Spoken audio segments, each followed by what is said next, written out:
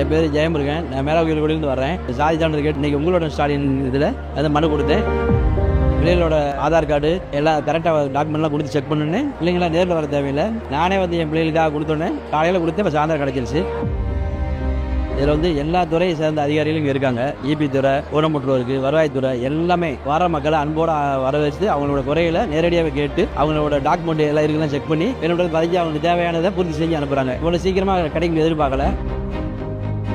உங்களுடன் ஸ்டாலின் திட்டத்தை மக்களுக்கு உருவாக்கி கொடுத்த முதலமைச்சர் ஐயாவுக்கு நன்றி.